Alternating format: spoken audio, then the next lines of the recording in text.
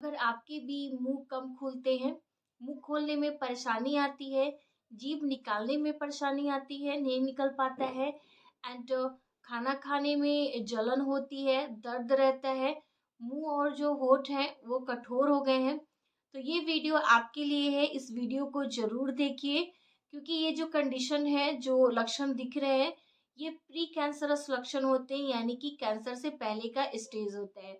Basically ये जो problem होती है इसे कहते हैं ओरल सबम्यूकस फाइब्रोसिस यानी कि ओएसएमएफ। कैसे हैं आप लोग? मैं हूँ डॉक्टर कंचन।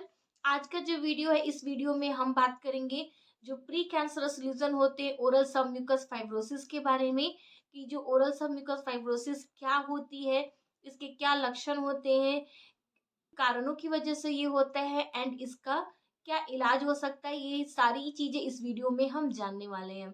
रिक्वेस्ट है कि अगर आप मेरे चैनल पे नए हैं तो चैनल को जरूर सब्सक्राइब करिए एंड बेल आइकन को दबाना बिल्कुल भी मत भूलिए, तभी मेरे जो नए वीडियो आएंगे उनका नोटिफिकेशन आपको मिल पाएगा। ओरल सब म्यूकस फाइब्रोसिस होता है यानी कि जो ओएसएमएफ होती है, ये बेसिकली होता क्या है, तो इसमें आपके जो मुंह है, जो होंठ है, वो कठोर हो जाते हैं फाइब्रस बैंड बनने की वजह से।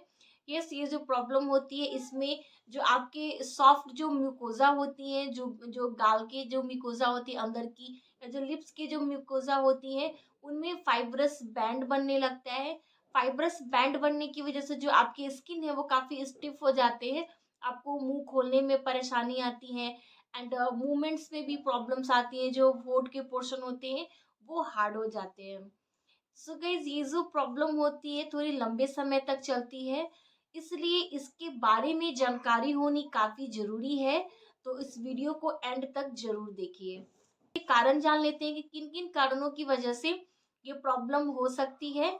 सो जो लोग स्मोकिंग करते हैं यानी कि धूम्रपान करते हैं, सिगरेट, बीड़ी, तंबाकू जैसी चीजों का सेवन करते हैं, ड्रिंक करते हैं, अल्कोहल कंज्यूम करते हैं, उनमें ये प्रॉब्लम ज्यादातर करके देखी जाती है एंड एरिका नट यानी कि सुपारी जो लोग ज्यादा खाते हैं, उनमें सबसे ज्यादा ये प्रॉब्लम्स देखने को मिलती हैं।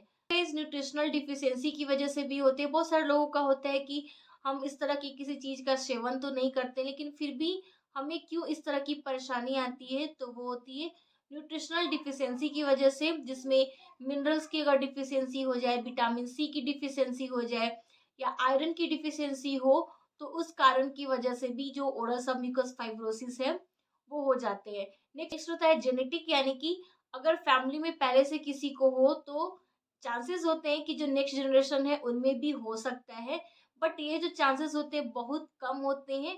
5 to 10% ही चांसेस होते हैं कि जो जेनेटिक ये प्रॉब्लम्स आती हैं। अदरवाइज आपके जो बैड हैबिट है या फिर न्यूट्रिशनल डिफिशियंसी है, इन्हीं कारणों की वजह से ये प्रॉब्लम्स होती हैं। सिम्टम्स के बारे में जान लेते हैं कि क्या क्या लक्षण आपको दिखाई दे सकते हैं। बहुत जरूरी है ये जानना, अगर आपको लक्षण पता होंगे तो आप शुरुआती दौर में इसे रोक सकते हैं।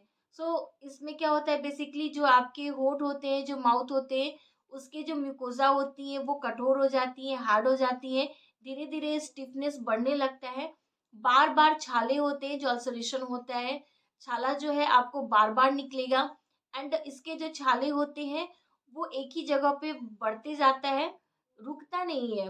नेक्स्ट गाइस कि आपको बर्निंग सेंसेशन होती है, यानी कि कुछ भी तीखा आप खाते हैं या गरम चीज खाते हैं तो काफी जलन होती है, बिल्कुल भी बर्दाश्त नहीं होता है, इस तरह की प्रॉब्लम्स आती है, दर्द रहता है, मुंह खोलने में परेशानी आती है, मुंह जो हो शुरू शुरू में नॉर्मल खुलता है एंड धीरे धीरे जो माउथ ओपनिंग है वो कम होती जाती है।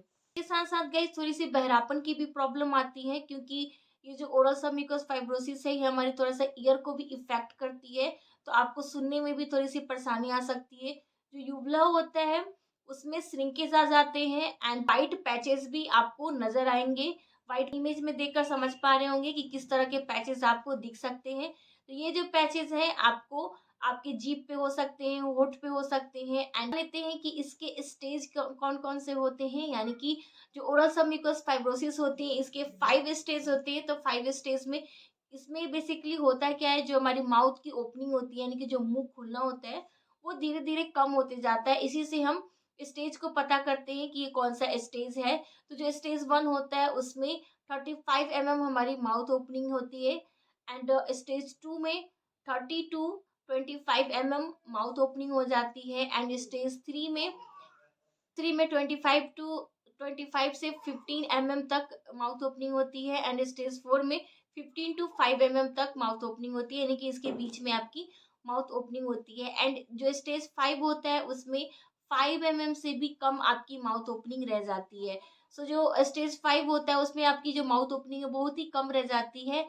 बहुत डिफिकल्ट होता है वैसे स्टेज में लिक्विड भी खाना पीना।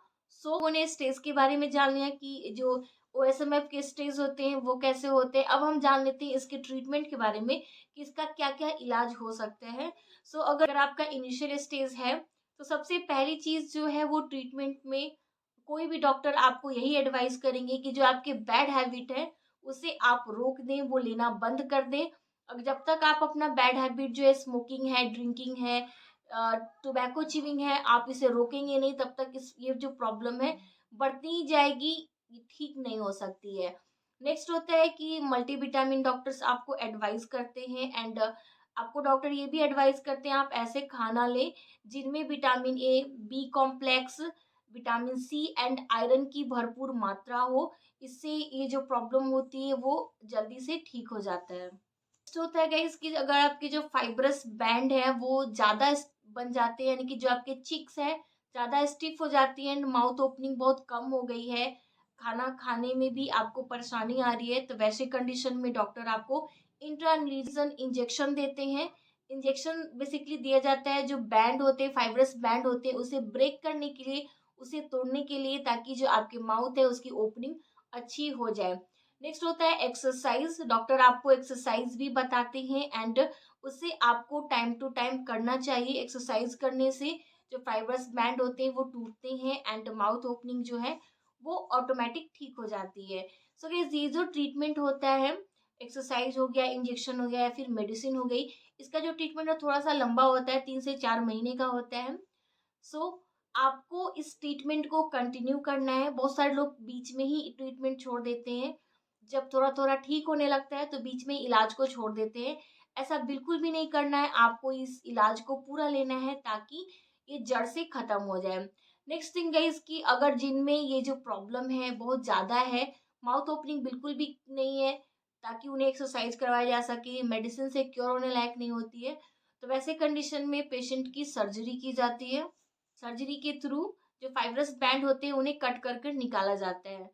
सो गाइस ये थी। एंड में मैं आपसे यही कहूंगी कि इस वीडियो को आप ज़्यादा से ज़्यादा लोगों को शेयर करिए ताकि उनमें भी अवेयरनेस आए। जो लोग तंबाकू, सिगरेट या पान मसाला जैसे चीज़ों का सेवन करते हैं उन्हें ज़रूर दिखाइए ताकि वो जान पाए कि ये कितना हार्मफुल होता है आपकी सेहत के लिए। एंड अगर ये वीडियो आपके लिए हेल्पफुल रहा हो तो डेफिनेटली लाइक देना मत भूलिए, चैनल को सब्सक्राइब करिए एंड बेल आइकन को जरूर दबाइए। तो गाइस अगर आपके कोई क्वेश्चन हो तो आप मुझसे कमेंट सेक्शन में बेसिकली पूछ सकते हैं। तब तक के लिए be healthy and be happy. Bye bye.